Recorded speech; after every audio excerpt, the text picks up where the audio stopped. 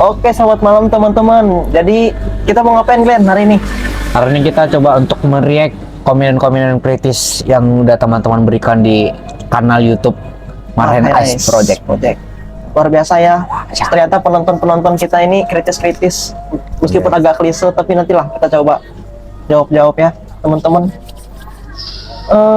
Untuk pertanyaan dari Ian Blizzard nih, kalau memang kegiatan masyarakat adat, kalau yang baca ini.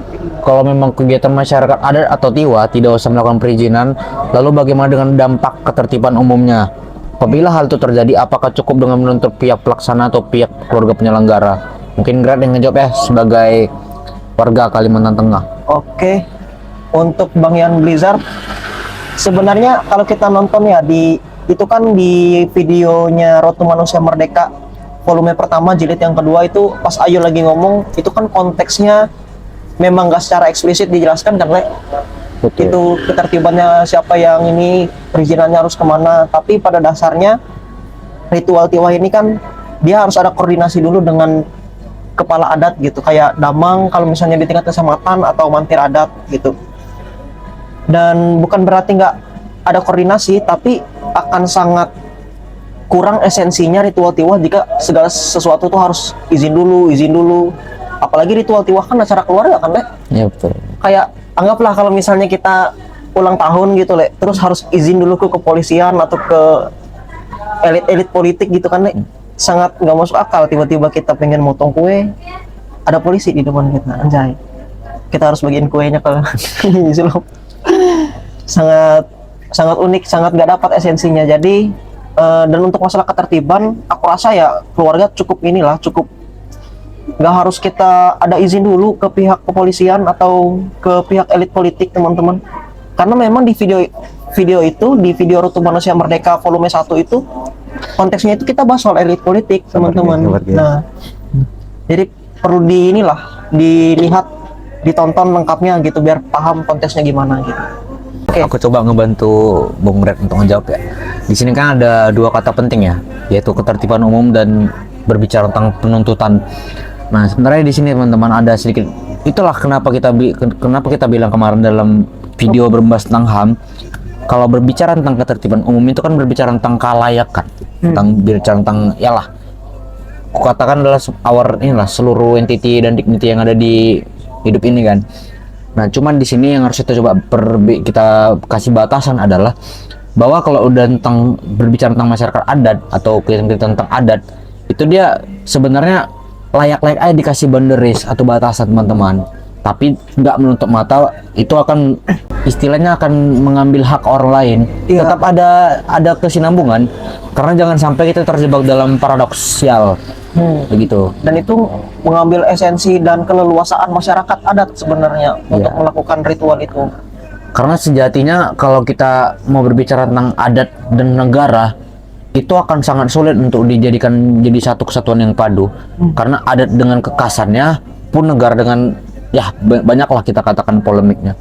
Mungkin ada contoh Le di Medan sendiri atau di Sumatera mirip-mirip tiwah Le. Kalau di Medan itu apakah harus memang ini Le kita izin dulu gitu ke pihak politik atau kepolisian gitu Le untuk ketertiban? Kalau di Medan itu kan karena homogen ya Bung ya, karena itu cukup banyak suku-suku di sana, memang nggak terlalu banyak izin sih. Tapi memang dia itu lebih ke ini aja, penempatan aja yang pasti. Misalnya kayak ada kegiatan katakan ya nikah, nikah itu dia dari tempat tersendiri ada wismanya pun dengan hal yang lainnya begitu. Oke, cuma lanjut teman-teman. Oke, lanjutlah kita ke komentar selanjutnya lah teman-teman. Kita baca. Mantap juga bah. Ini kita ke komentar yang paling panjang ya teman-teman. Baca Le. Ini dari Bang Mahesa Alif Strik D1F. Panjang nih guys. Bagaimana kalau kita menekan MPR untuk mengesahkan PPHN ini dengan isi dalam bentuk normatif kedaulatan rakyat dan cukup dijadikan sebagai TAP MPR saja? Untuk saat ini kita tahu bahwa MPR bukan lagi lembaga tertinggi negara, maka tiap pembentukan TAP MPR itu sifatnya tidak boleh bersifat mengatur, melainkan memberikan ketentuan saja dalam rumusan pembangunan nasional yang berlandaskan hasil deliberasi publik sebagai bentuk normatif kedaulatan rakyat. Panjang gila teman-teman. Nih silakanlah dan balaslah. Kritis nih pertanyaannya nih. dijawab di segmen pertama ya. Kita jawab Bang Maya Salib. Oke. Mungkin aku mengambil beberapa kata kunci ya. Di situ kan Bang Maya Salib mengatakan kita menekan MPR ini untuk mengesahkan PPHN, itu pokok-pokok haluan negara dalam bentuk normatif kedaulatan rakyat. Seyogianya kita bisa melihat, Bang atau teman-teman semuanya, kita bisa melihat bahwa bentuk normatif kedaulatan rakyat itu udah diejawantakan, itu di mana di UUD 1945. Itu yang dilaksanakan oleh aktor-aktor ketatanegaraan yang kita katakan pada saat itu. Nah, cuman kalau misalnya kita untuk menjadikan PPHN ini kan ini lebih ke bagus sebenarnya kata Bang Mesel, tapi ini kan akan ada perubahan paradigma. Oh ya, agak klise. Perubahan paradigma itu akan cukup klise, Bung. Karena PPHN kan seyogianya atau kita bisa melihat itu bentuk-bentuk visi misi presiden yang harus selaras dengan tujuan negara kita. Jadi kayak ini doang, Bung. Kayak misalnya lagi raker kita nih, Nan. Nah, ini lagi raker, apa pedoman-pedoman rakerku itu kulaksanakan. Kalau itu mau jadikan sebagai bentuk normatif kedaulatan rakyat, itu nanti akan cukup sangat ini bertabrakan lah, aku katakan ya. Nanti yang ada, aku nggak mengatakan sini kekosongan hukum ya teman-teman, tapi nanti yang ada tuh kekabaran norma. Kita lanjut ya di sini. Oke, kita lanjut. Ada dua nih pertanyaan nih. Ya, ini lah. Belum semua Bung, satu-satu Bung. Oke. Untuk saat ini kita tahu bahwa MPR bukan lagi lembaga tertinggi negara. Nah, cukup meluruskan.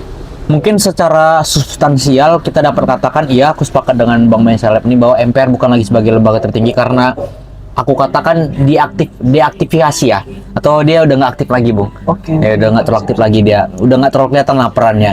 Nah, cuman memang kalau secara undang-undang kita nggak bisa menolak bahwa memang MPR itu masih lembaga tertinggi negara. Iya, betul. Maka tuh pembentukan tap MPR itu sifatnya tidak boleh bersifat mengatur, mereka memberikan ketentuan saja.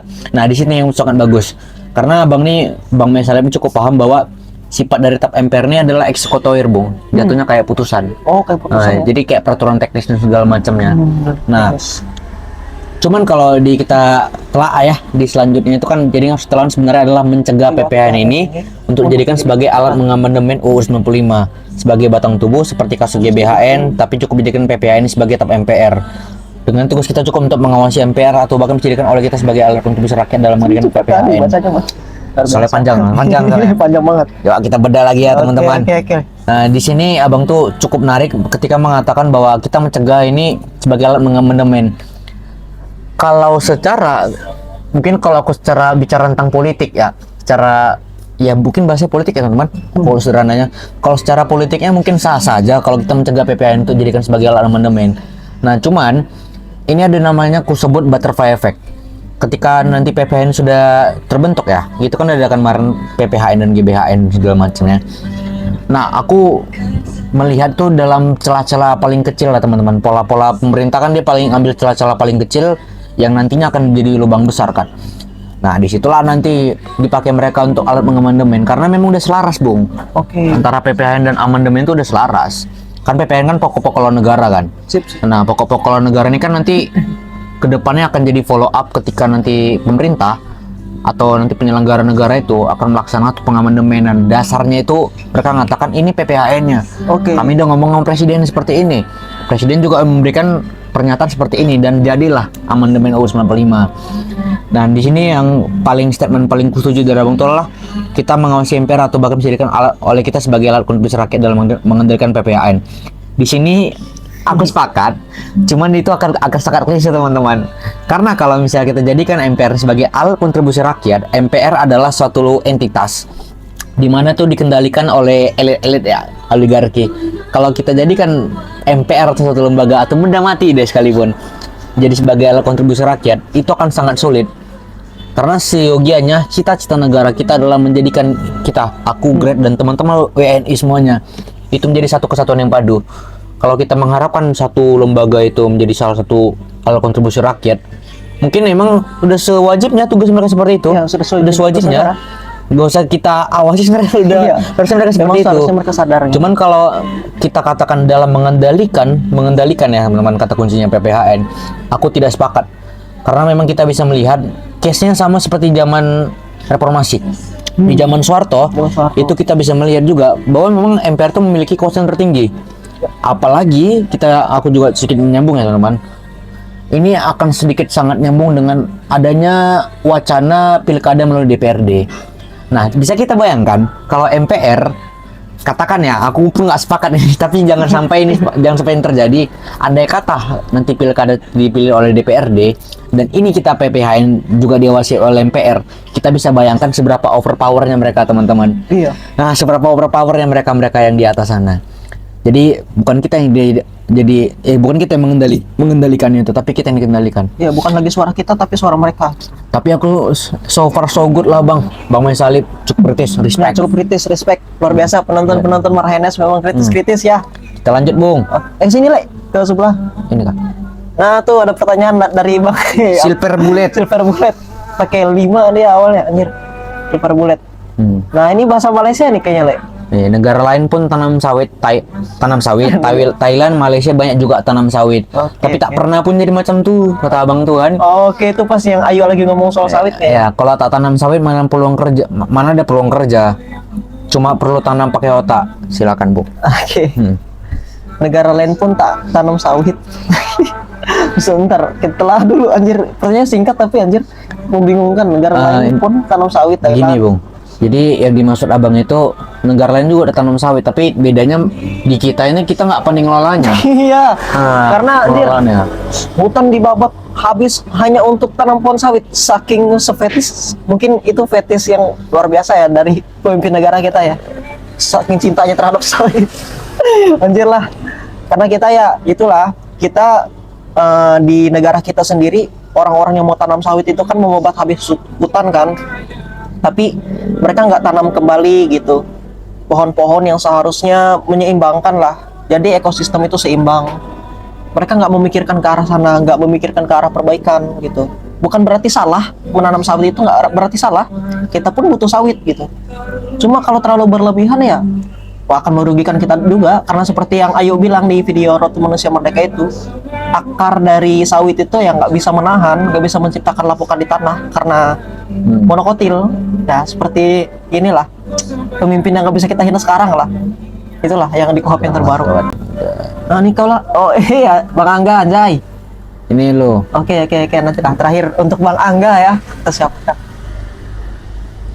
Oh, ini dari Talk Time 7. Kadang kita harus jadi gila untuk merasakan kemerdekaan. Jawab itu statement darimu, Bung. Oke, jadi waktu itu aku juga pernah sempat ngomong di video Road to Manusia Merdeka, kalau kita pengen merdeka sendiri-sendiri ya ada dua pilihannya, antara jadi kapitalis atau jadi orang gila. Tapi kalau kita pengen merdeka secara waras, secara penuh, kita harus merdeka bareng-bareng, teman-teman, untuk menciptakan keseimbangan kita sebagai makhluk sosial. Kadang kita harus jadi gila ya, kalau kita nggak bisa berharap dengan siapapun lagi dan hanya bisa berharap kepada diri sendiri, ya aku rasa ya memang harus gila ya. Sepakat sih, harus jadi gila kita ngomong. Soalnya aku udah gila kan, merdeka aja aku nih. Merdeka aja. Oke. Last question dari Bang Angga. Oke, last question. Aku yang baca, Le. Kau yang jawab. Ini. Oke, Bang Angga Gilang, Bang Angga GDS ya nama akun YouTube-nya ya. Nanti kalau Bang punya rumah tak bikinkan studio ya. Nah ini cukup menarik Bang Angga, respect. Respect Bang. Komen Bang, respect aja Bang, respect. Respect. Luar biasa Bang, kami akan ya lebih semangat lagi lah untuk mengelola Marhaenes Project bersama teman-teman. Dan terakhir, ini ada pertanyaan lagi Bung. ada pertanyaan nih dari live streamingnya Glenn. Bang mau nanya apakah kita ini termasuk merdeka? Jawabannya belum Bung. Wow. Karena kalau bicara tentang merdeka kan, Ya. mungkin indikator dapat dikatakan ketika kita merdeka, yang pertama kan kita udah terlepas dari ini kan, katakanlah ya belenggu penjajahan ya. Kalau secara buku sejarah mengatakan kita kan udah lepas dari belenggu penjajahan kan. Nah cuman yang di sini jadi permasalahan utamanya adalah kita ini belum lepas dari penjajahan atas bangsa sendiri. Ya. Nah bangsa sendiri kan sekarang suka menjajah kita. Kita bisa melihat teman-teman, ekonomi kita semuanya apakah semua stabil? Aku rasa nggak semua, tapi nggak ada yang masih stabil juga. Tapi nah kita, itu kan tadi ada pengkelas-kelasan Bu. Tapi kita merdeka Le, bahagia Le.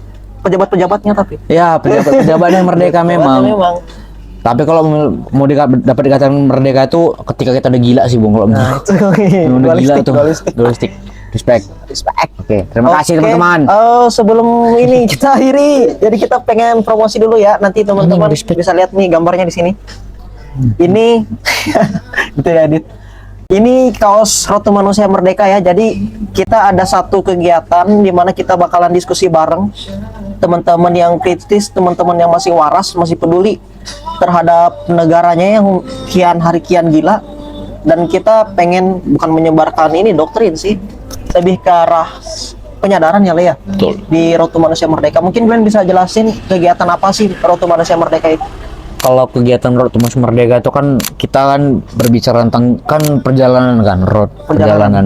Jadi memang yang coba kami teman-teman Marines Project coba diskusikan kemarin bahwa untuk menjadi perjalanan ke manusia merdeka itu kan akan cukup sangat sulit karena memang sejati kita nggak bakal merdeka teman-teman. Ya, Bisa kita bayangkan kan teman-teman, kita punya akal sehat, kita banyak mikir masalah-masalah negara nggak bakal merdeka.